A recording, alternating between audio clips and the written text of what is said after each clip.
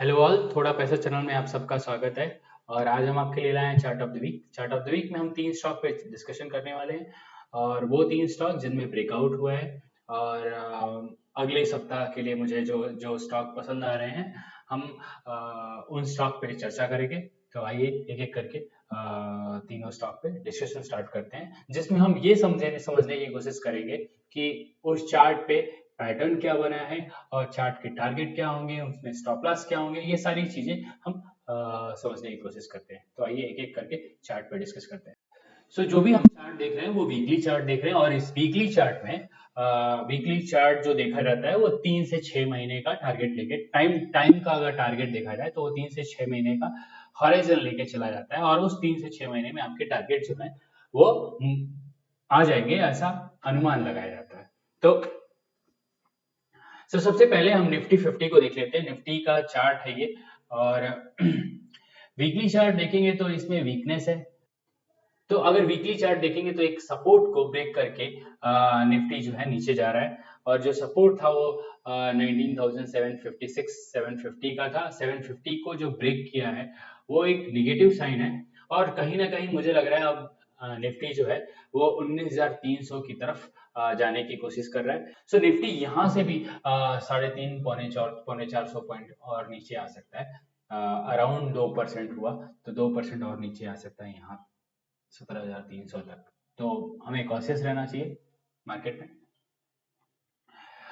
Nifty bank की बात करें तो निफ्टी बैंक में मैंने दो सपोर्ट डाल के रखे हैं। शॉर्ट टर्म सपोर्ट अगर देखा जाए तो शॉर्ट टर्म सपोर्ट है ये आपका 44,500 का एक शॉर्ट टर्म टारगेट सपोर्ट है। अगर ये भी ब्रेक हुआ तो बैंक निफ्टी और नीचे आके 43,600 तक जा सकता है। अगर 44,500 ब्रेक हुआ तो जो वीकनेस जो है बैंक निफ्टी में निफ्टी की अपेक्षा ज्यादा है। सो ये हो गया निफ्टी और बैंक निफ्टी। अभी चलते हैं चार्ट ऑफ द वीक के पहले स्टॉक पे। पहला स्टॉक जो मुझे चार्ट ऑफ द वीक में पसंद आ रहा है वो है ग्रैनुअल इंडिया। ग्रैनुअल इंडिया में अगर देखेंगे तो पहले इसने एक डब्ल्यू पैटर्न का ब्रेकआउट दिया यहाँ पे। तो 302 पे पहला ब्रेकआउट आया था और ये ब्रेकआउट के बाद एक और यहाँ पे देखेंगे तो मार्केट में गिरावट आई। उसके बाद मार्केट ने एक एक जो रेजिस्टेंस थी 322 की उसको ब्रेक करके ऊपर क्लोज दिया है 336 का। मार्केट अगर ग्रैनुअल इंडिया आपको फिर से कहीं 322 325 के आसपास मिलता है वहां पे एक्यूमुलेट करना चाहिए। ये हम जो भी चार्ट देख रहे हैं ये हम समझने की कोशिश कर रहे हैं। मैं कोई सजेशन नहीं दे रहा हूं कि आप इसमें पोजीशन बनाएं। तो ये एक डिस्क्लेमर है, आप प्लीज ले लीजिए। तो चार्ट ये कह रहा है कि कहीं ना कहीं मार्केट अगर 325 324 के आसपास अगर ग्रैनुअल इंडिया मिलता है तो वहां पे पोजीशन बनाना चाहिए। ये एक ग्रैनुअल इंडिया में बाइंग की अगर स्ट्रेटजी देखा जाए तो मेरे हिसाब से ये बनती है। और नेक्स्ट टारगेट जो दिखता है मुझे वो नेक्स्ट टारगेट मुझे 373 के आसपास दिखता है ग्रैनुअल इंडिया में। पहला अगर रेजिस्टेंस देखा जाए तो 360 के आसपास, फिर अगेन ये यहाँ पे एक रेजिस्टेंस है 380 के पास। तो पहला रेजिस्टेंस है आपके पास 360 और दूसरा रेजिस्टेंस है वो 380 के आसपास है। तो दो टारगेट के लिए आप इसमें एंट्री कर सकते हैं। और वीकली चार्ट पे अगर ये 320 के नीचे क्लोज देता है तो 320 का एक स्टॉप लॉस मान लेना चाहिए। 320 के नीचे अगर क्लोज देता है तो आपको पोजीशन क्लोज कर देनी चाहिए। दूसरा जो स्टॉक पसंद आया है मुझे वो है सीएसएल फाइनेंस का। सीएसएल फाइनेंस का चार्ट देखेंगे, बहुत अच्छा चार्ट है। पहले इसने एक समझने की कोशिश करिएगा। तो पहला जो ब्रेकआउट आया वो यहाँ पे आया 272 273 के आसपास। और आप अगर देखेंगे तो ये जो लाइन है, मैं अगर आपको ड्रॉ करके दिखाऊं तो यस, ये डूडल से अगर मैं आपको ड्रॉ करूं तो ये एक डंडी है। ये फ्लैग की जो डंडी होती है, ये फ्लैग की डंडी है और ये फ्लैग है आपका। तो इसमें फ्लैग पैटर्न का ब्रेकआउट होते हुए दिख रहा है मुझे। ये फ्लैग पैटर्न का ब्रेकआउट हो रहा है यहाँ पे, और इसके टारगेट जो होते हैं वो इस डंडी और इसके ऊपर इस डंडी को आप जोड़ लीजिए। तो ये जो डंडी है, मैं आपको टारगेट दिखाऊं अगर,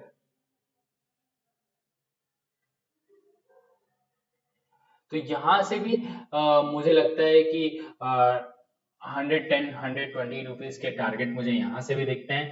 तो कहीं ना कहीं ये 450 460 के आसपास, अगर 3 से 6 मंथ का हॉराइजन रखते हैं तो CSL finance can go up to 450 460। Okay, ये रहा मेरा दूसरा स्टॉक। ये स्टॉक मुझे बहुत पसंद आया क्योंकि हमने अभी फ्लैग पैटर्न का ब्रेकआउट हो रहा है, वहीं पे हमने हम इसको पकड़ लिए हैं। दूसरा तीसरा जो स्टॉक जो हमको पसंद आ रहा है वो है आपका sorry Bajaj health care. Health care stock सारे अच्छा कर रहे हैं और बहुत अच्छा कर रहे हैं। अगर इसमें देखेंगे तो एक डब्ल्यू पैटर्न का ब्रेकआउट पहले आया यहाँ पे, और चूंकि एक रेजिस्टेंस था यहाँ पे 460 के आसपास, इसलिए हमने इसको पिछले वीक कवर नहीं किया था। तो पिछले वीक ये डब्ल्यू पैटर्न का ब्रेकआउट आया भी नहीं था, अभी आया है ये डब्ल्यू पैटर्न का ब्रेकआउट, और जो ब्रेकआउट मुकम्मल हुआ है वो हुआ है, और जो ब्रेकआउट आया है वो है आपका 460 के आसपास। तो 460 का ब्रेकआउट है, और इसमें टारगेट देखेंगे अगर आप तो मुझे लगता है 80 पॉइंट यहाँ से भी, तो 460 प्लस 80 आप अगर जोड़ेंगे तो अराउंड 545 45 के आसपास का टारगेट मुझे यहाँ से दिखता है। और इसमें अगर यहाँ पे वॉल्यूम देखें तो वॉल्यूम का एक्युमुलेशन भी काफी सारा हुआ है, राइट। तो अगर स्टॉप लॉस देखा जाए तो स्टॉप लॉस कहीं ना कहीं ये 445 के नीचे 440 मान लीजिए एक स्टॉप लॉस, और टारगेट जो बनता है यहाँ पे 550 545 का टारगेट मुझे दिखता है बजाज हेल्थ केयर में। तो आज के लिए बस इतना ही रखते हैं, और इस ऐसे बाजार में जहां मार्केट रोज लुढ़क रहा है, हम आपके लिए चार्ट ऑफ द वीक लेके आते हैं। तो आपसे यही रिक्वेस्ट करेंगे कि आप प्लीज आप हमें अप्रिशिएट करें, और आप अप्रिशिएट कैसे कर सकते हैं, आप हमें सब्सक्राइब करें, हमारे चैनल को सब्सक्राइब करें, कंटेंट पसंद आ रहा है तो कमेंट करें। आपको कोई आपके पोर्टफोलियो का कोई स्टॉक आपको लगता है कि अच्छा नहीं कर रहा है, या आपको रिव्यू कराना है, आप प्लीज कमेंट करें अपने स्टॉक, हम उसको रिव्यू करेंगे, आपको बताएंगे कि ये स्टॉक कैसा आगे करेगा, या आप क्या कर सकते हैं। बट ऑल दोज जो भी हम आपको कमेंट करके भी बताते हैं वो सब लर्निंग पर्पस के लिए रहता है, ये आप ध्यान रखिए। तो आज के लिए बस इतना ही। लाइक करें, सब्सक्राइब करें, कमेंट करें। Thank you so much. Thank you.